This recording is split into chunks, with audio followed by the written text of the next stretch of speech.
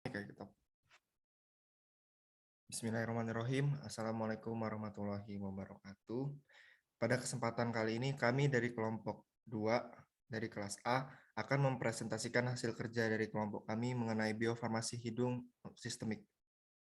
Next.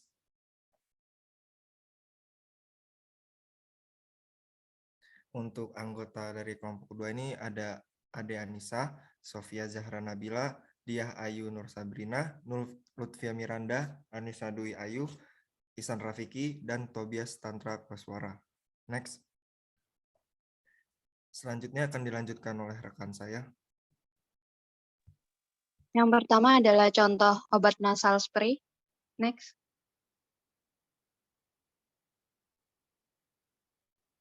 Untuk contoh obat yang dihantarkan melalui hidung secara sistemik itu ada salmon calcitonin, desmopressin, buserelin, navarelin, oxitonin, protilerin, zolmitriptan, sumatriptan imigran, dan dihidroergotamin, serta estradiol. Next.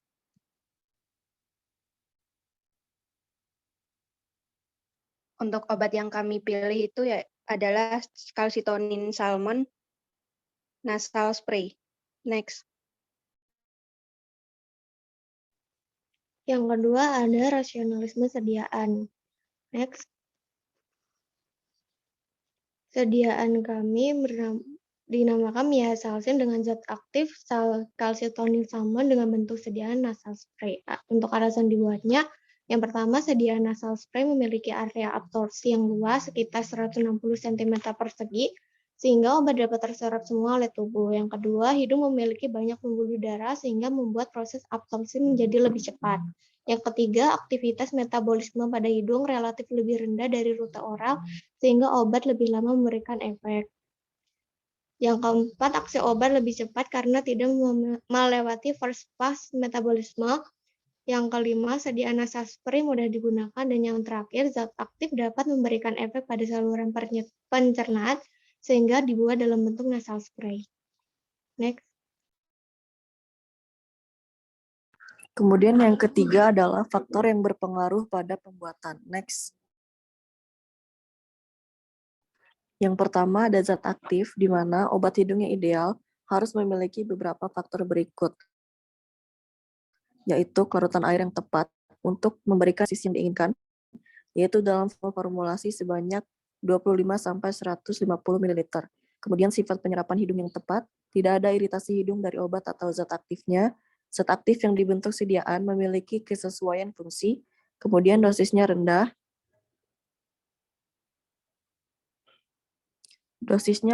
dan umumnya di bawah 25 mg per dosis dan tidak ada metabolit hidung toksik. Next. Kemudian eksipien yang digunakan pada formulasi yang pertama ada penyangga. Sekresi hidung dapat mengubah pH dosis yang diberikan yang dapat mempengaruhi konsentrasi obat. Tidak terionisasi yang tersedia untuk diabsorpsi. Oleh karena itu, kapasitas buffer formulasi yang memadai mungkin diperlukan untuk mempertahankan pH in situ. Kemudian yang kedua ada pelarut, di mana kelarutan obat dalam air selalu menjadi batasan untuk penghantaran obat melalui hidung dalam larutan. Pelarut harus dipertimbangkan karena dapat berdampak terhadap iritasi hidung. Yang ketiga ada pengawet. Sebagian besar formulasi hidung berbasis air, sehingga membutuhkan pengawet untuk mencegah pertumbuhan mikroba. Paraben, feniletil alkohol, benzalkonium klorida, eta dan benzoil alkohol adalah beberapa pengawet yang umum digunakan dalam formulasi hidung. Yang keempat ada antioksidan. Sebagian kecil antioksidan mungkin diperlukan untuk mencegah oksidasi obat. Antioksidan yang umum digunakan adalah sodium bisulfit, butylate hidroksiktoluen, sodium metasulfit, dan tocopherol. Biasanya antioksidan tidak mempengaruhi penyerapan obat atau menyebabkan iritasi hidung. Next.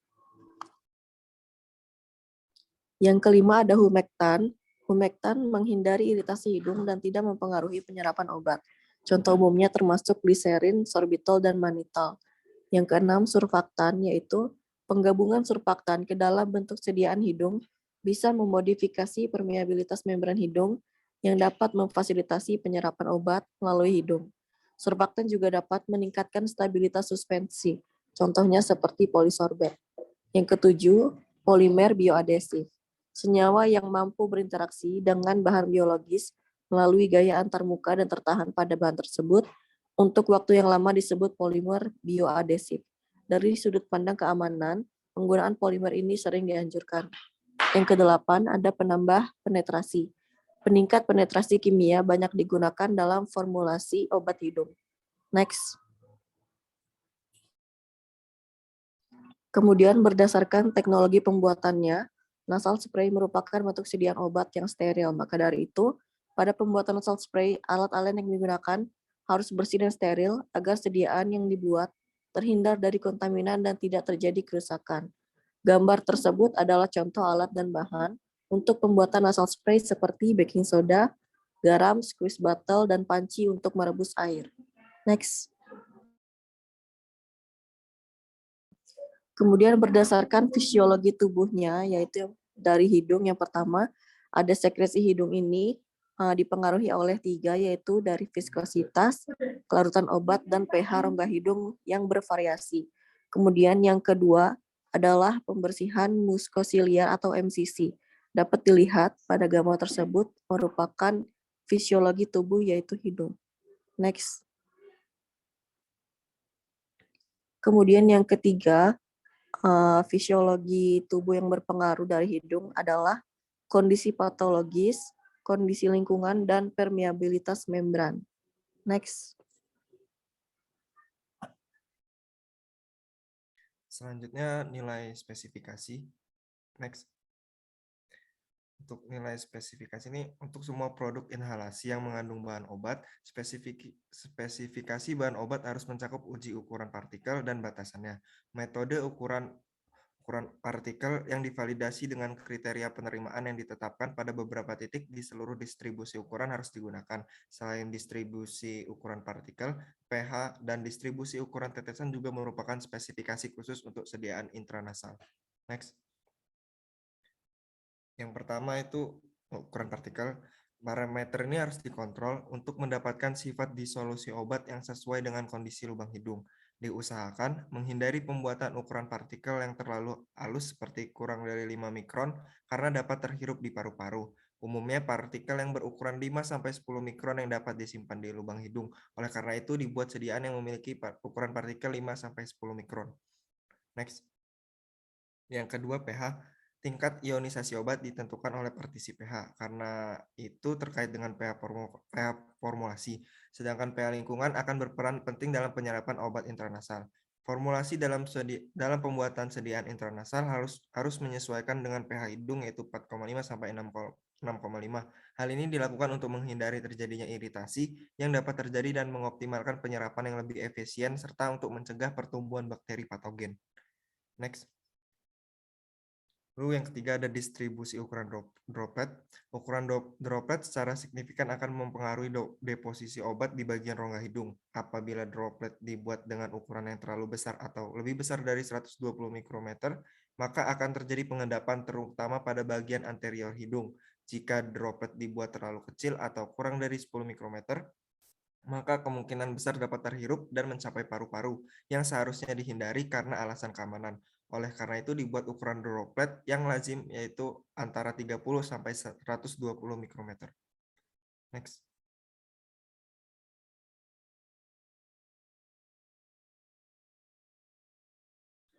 Baik, selanjutnya itu tentang evaluasi. Nah, yang pertama yaitu membahas tentang evaluasi dari sediaan. Yang pertama yaitu evaluasi secara organoleptis, yang dimana hal ini meliputi tentang penampilan, warna, dan juga kejernihan dari produk. Selanjutnya yaitu evaluasi pH, di mana pH ini disesuaikan dengan mukosa hidung yaitu sekitar 5 hingga 6,5. Selanjutnya yaitu uji identifikasi, di mana uji identifikasi ini bertujuan untuk memverifikasi identitas zat obat yang terkandung dalam sediaan. Uji identifikasi ini dapat dilakukan dengan instrumen yaitu HPLC. Selanjutnya yaitu pengujian zat aktif dalam kemasan. Ini mana tujuannya yaitu untuk mengatasi masalah stabilitas seperti degradasi zat obat. Pengujian ini dapat dilakukan secara tidak langsung dengan menentukan konsentrasi dan kandungan bersih aktual. Selanjutnya, yaitu evaluasi kotoran dan juga degradasi pH, di mana pada tingkat degradasi produk dapat diukur dengan berbagai teknik yang dimana dapat dilakukan dengan cara membandingkan respon analitis untuk produk degradasi dengan respon standar acuan yang sesuai terhadap respon zat obat baru itu sendiri. Selanjutnya yang keenam yaitu evaluasi pengawet dan penstabil.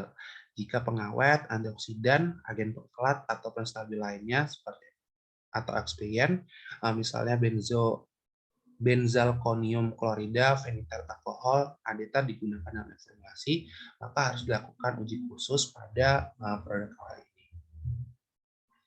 Selanjutnya yaitu pengiriman pompa, di mana tes ini untuk menilai reproduktivitas pompa dalam hal kinerja produk obat untuk mengevaluasi pengiriman dari pompa.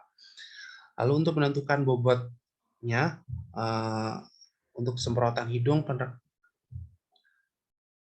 perangkat harus ditimbang sebelum dan sesudah setiap gerakan pada neraca analitik untuk menilai massa yang dipancarkan.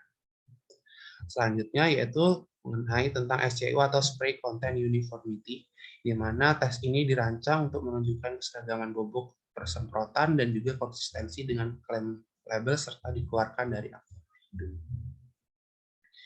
Selanjutnya yaitu ada geometri plum dan juga pola semprotan, yang dimana pada evaluasi ini membutuhkan gambar yang diambil dari pandangan ke samping dari semprotan yang dipancarkan sejajar dengan sumbu plum. Sedangkan untuk evaluasi pola semprotan, gambar penampang aksial dari plum pada jarak yang ditentukan ke nozzle adalah wajib. Lalu untuk menentukan geometri plum digunakan fotografi berkecepatan tinggi atau lembaran sinar laser dan kamera digital berkecepatan tinggi. Selanjutnya yang ke-10 yaitu evaluasi distribusi ukuran, yang dimana distribusi ukuran ini dapat digunakan atau ditentukan menggunakan fraksi laser menggunakan helos dengan modul sprayer dan rotor, serta aktuator, gaya, dan lintasan, di mana masing-masing ada sprayer dan juga rotor. Lalu selanjutnya yaitu ada evaluasi viskositas, di mana viskositas pada sediaan nasal spray diukur menggunakan fibroviskosimeter pada suhu ruang dan tegangan permukaan air, dan formulasi model ditentukan menggunakan tensiometer. Baik, selanjutnya itu ada evaluasi yang kedua, yaitu evaluasi berdasarkan bioavailabilitas, di mana tahapan-tahapannya pertama disiapkan sediaan yang akan dievaluasi, selanjutnya disiapkan media tempat evaluasi yaitu rongga hidung, selanjutnya produk disempatkan ke dalam setiap lubang hidung, lalu pensemprotan ini dilakukan dengan interval waktu 8 jam selama 2 hari.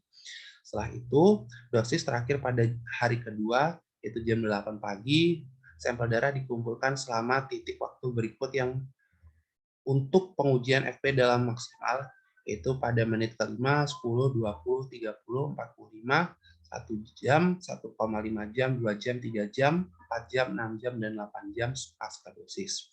Setelah itu nantinya sampel darah dimasukkan ke dalam tabung litium heparin, lalu dilakukan sentrifugasi selama 10 menit, dan nantinya hasil dari sentrifugasi tersebut disimpan pada lemari pendingin dengan suhu minus 20 derajat Celcius sampai pengujian. Lalu sampel plasma tersebut menggunakan ekstraksi fase padat dan LC-MS. Lalu pada waktu konsentrasi plasma digunakan untuk memperkirakan area di bawah kurva waktu konsentrasi plasma atau AUC. Lalu konsentrasi plasma atau Cmax dan juga waktu digunakan untuk konsentrasi plasma maksimum yaitu Tmax. Lalu untuk perhitungan AUC plasma, nilai konsentrasi plasma di bawah batas deteksi ditetapkan sama dengan 0. Lalu nantinya dari hasil tersebut dibandingkan dengan data sebelumnya dan diperoleh dari FP yang diberikan secara intravena pada kelompok subjek sehat yang serupa untuk memberikan perkiraan bioavailabilitas sistemik absolut rata-rata dari dua formulasi intranasal. Kemudian selanjutnya ada formulasi dan prosedur pembuatan. Untuk formulasi dari kalsitonin salmon spray ini, yang pertama ada kalsitonin salmon 10%, jumlahnya 0,1375% sebagai zat aktif. Kemudian ada sodium klorida 7,5% sebagai tonisitas agennya sama surprise agglomeration. Kemudian ada benzalkonium klorid 0,1% sebagai pengawet. Kemudian ada hidroklorid QS sebagai pH adjuster. Kemudian ada water purified QS sampai 100 ml sebagai pelarut. Next. Prosedur pembuatannya yang pertama yaitu disiapkan alat dan bahan yang diperlukan dan ditimbang bahan sesuai yang diperlukan. Kemudian setelah itu disiapkan dan dikalibrasi wadah spray nasal dilengkapi aplikator yang akan digunakan. Selanjutnya diambil dan dimasukkan kalsitonin salmon, sodium klorid, dan benzalkonium klorid yang telah ditimbang ke dalam bejana pencampur bebas nitrogen dan diaduk et homogen. Setelah itu diukur dan disesuaikan pH menjadi 3,7 menggunakan hidrochloric acid 1N. Kemudian setelah itu disaring larutan pH yang menggunakan saringan dengan ukuran 0,2 mikron. Setelah itu ditambahkan campuran dalam bejana ke dalam larutan pH yang telah dibuat dengan saringan 0,2 mikron dan diaduk et homogen. Setelah itu dicukupkan volumenya menggunakan purified water sampai 100 ml ke dalam campuran. Kemudian dimasukkan campuran yang telah jadi tersebut ke dalam wadah spray nasal yang dilengkapi aplikator. Setelah itu dikemas dan diberi etiket pada wadah spray yang telah diisi campuran, kemudian dapat dilakukan evaluasi sediaan. Selanjutnya adalah proses biofarmasi dan mekanisme absorpsi nasal spray. Next. Untuk proses biofarmasi nasal spray itu, proses biofarmasi terdiri atas liberasi, disolusi, dan absorpsi, di mana proses pelarutan obat tergantung dari formulasi sediaannya. Ada 5 langkah proses pelarutan, yaitu pembasahan permukaan partikel dengan air, pemecahan ikatan solid state dalam partikel obat, solvasi spesies seperti molekul atau ion, difusi melalui lapisan batas cairan, dan konveksi dalam fluida. Pelepasan obat terjadi ketika partikel berkontak dengan media cair. Maka air akan menembus ke dalam matriks sistem pengiriman dan melarutkan obat. Obat yang terlarut kemudian akan berdifusi keluar dari matriks akibat adanya gradien konsentrasi. Kemudian partikel zat aktif akan terlepas penuhnya dari bentuk sediaan. Next. Selanjutnya adalah mekanisme absorpsi nasal spray, di mana proses awal absorpsi obat dari rongga hidung adalah melalui membran mukosa, di mana obat dengan partikel besar atau partikel bermuatan akan lebih sulit melewati membran mukosa daripada obat dengan molekul kecil dan tidak mengalami perubahan. Mekanisme penyerapan melalui mukosa hidung termasuk penghantaran secara paraseluler melalui gerakan antar sel dan transitosis dengan bantuan karier atau secara transeluler yaitu difusi sederhana melewati membran. Ada 2 mekanisme absorpsi obat melalui nasal, yaitu yang pertama adalah transport air atau yang disebut juga dengan rute paraselular, di mana rute ini lambat dan pasif. Yang kedua adalah rute lipoidal yang dikenal dengan proses transport transeluler dan bertanggung jawab untuk transportasi obat lipofilik yang berhubungan dengan lipofilisitasnya.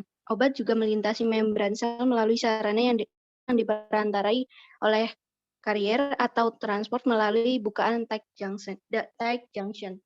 Next. Selanjutnya mengenai persyaratan regulasi. Next. Yang pertama diketahui terlebih dahulu tentang penggunaan nasal spray. Dengan cara dilakukan pembersihan bagian hidung terlebih dahulu sebisanya, kemudian pilih jenis nasal spray yang sesuai dengan kebutuhan, lalu lebarkan lubang hidung, duduk dengan kepala sedikit menunduk, kocok obat, lalu masukkan ujung sediaan di satu lubang hidung. Kemudian tutup mulut dan lubang hidung yang lain, lalu semprotkan obat dengan cara menekan alat atau wadah dan hisap perlahan-lahan. Kemudian cabut ujung sediaan dari hidung dan kepala dimiringkan ke depan sehingga posisi kepala di antara lutut. Lalu kembali tegak setelah beberapa detik, maka obat akan mengalir ke kerongkongan. Kemudian bernafas melalui mulut, lalu ulangi prosedur untuk lubang hidung yang lain jika diperlukan. Bilas ujung sediaan dengan air mendidih. Next. Selanjutnya mengenai Peraturan Kepala Badan Pengawas Obat dan Makanan Republik Indonesia nomor HK.04.13.13.12.11.0937 tahun 2011 tentang tata cara sertifikasi cara pembuatan obat yang baik. Berdasarkan jenis sertifikat CPOB dan CPBB-AOB, cairan inhalasi atau semprot hidung ini termasuk ke dalam jenis fasilitas produk non-steril non-beta-lactam nomor 11 dengan jenis sertifikat cairan obat luar. Next. Lalu pada Peraturan Badan Pengawas Obat dan Makanan nomor 13 tahun 2018 tentang perubahan atas Peraturan Kepala Badan Pengawas Obat dan Makanan nomor HK.03.13.13.12.8195 tahun 2012 tentang penerapan pedoman cara pembuatan obat yang baik, dijelaskan lebih lanjut pada Aneks 4 mengenai pembuatan inhalasi. Next. Berikut daftar pustaka yang kami gunakan. Next. Itulah hasil presentasi dari kelompok kami. Apabila ada kekurangan dan kesalahan kami mohon maaf. Terima kasih. Wabillahi taufik walhidayah. Wassalamualaikum warahmatullahi wabarakatuh.